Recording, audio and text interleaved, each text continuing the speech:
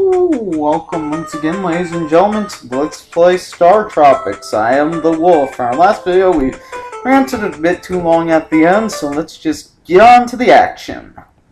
We also came across a magic cube, which sent power into our weapon, creating a shooting star, which can only be used if you have 11 hearts, or a full row, as we know, because we talked about how many hearts there are in this game, and for the rows and whatnot, one of our previous things. But as you can see, Shooting Star just is such a cool weapon. Or Supernova, I mean. Shooting Star was the previous one.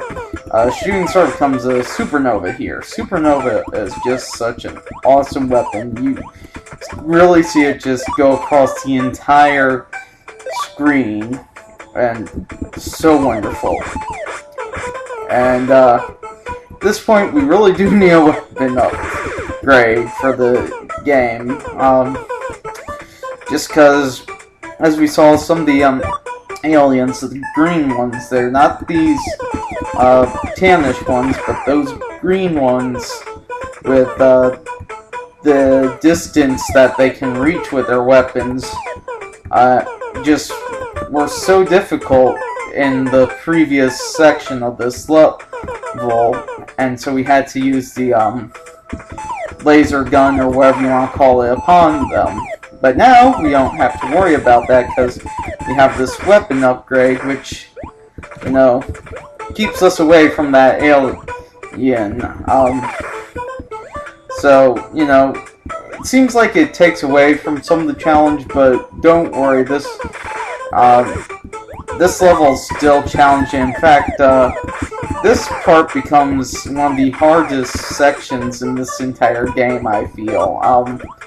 And part of it is that they did a masterful job at this point, I think, of blending traps and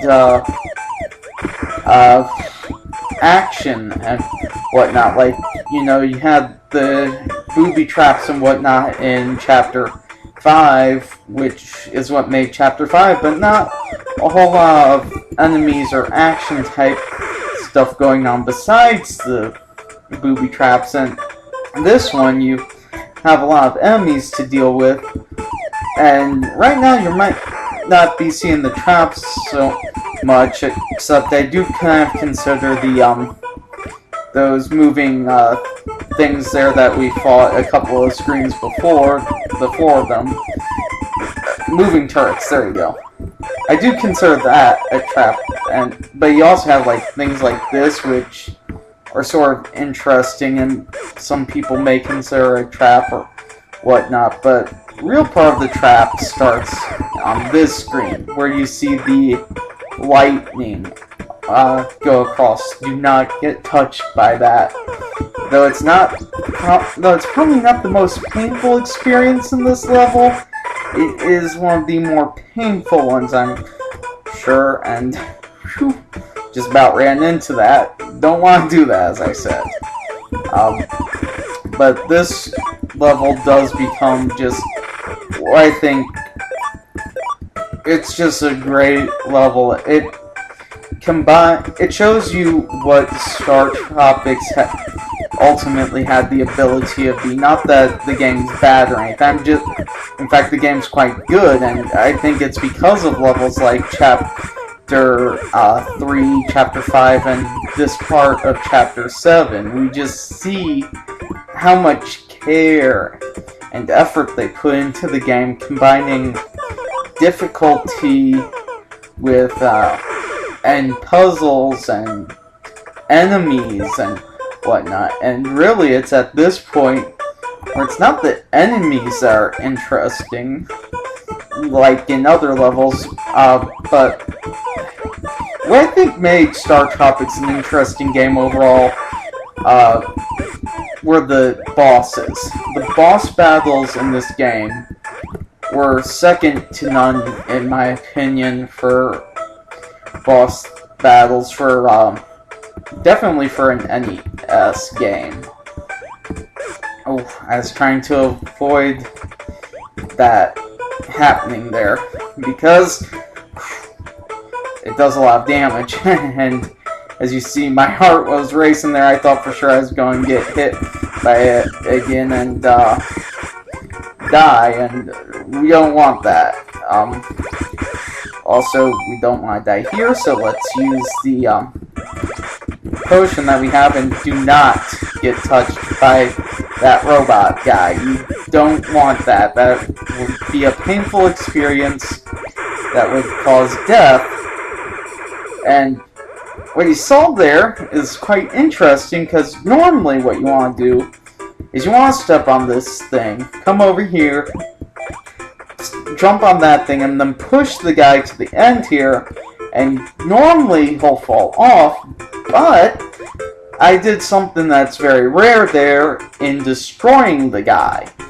That a lot of people try not to go for destroying him because of how long and how difficult it is, but apparently I somehow managed that. I'm glad that you guys see that. I'm kind of sad though, because I want to show you the scene where he falls off as well, because that's just such a beautiful scene. The way they're able to program it in, I don't care what anyone says, you know, NES was a powerful system for its time and gave you some amazing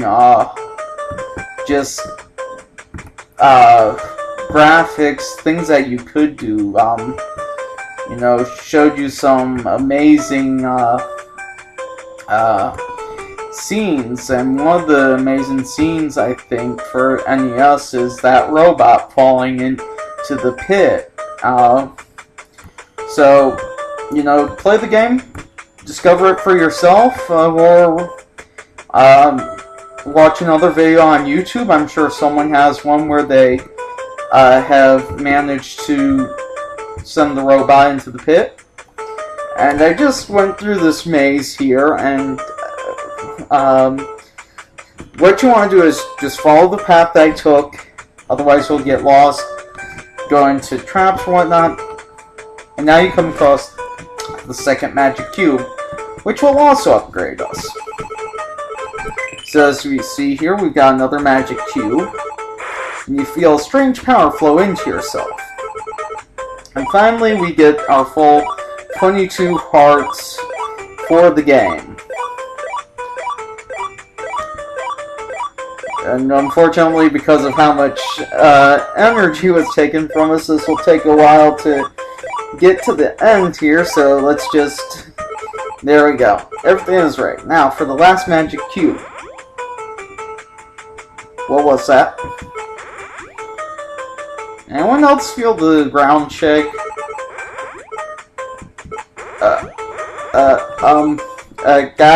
Guys, help!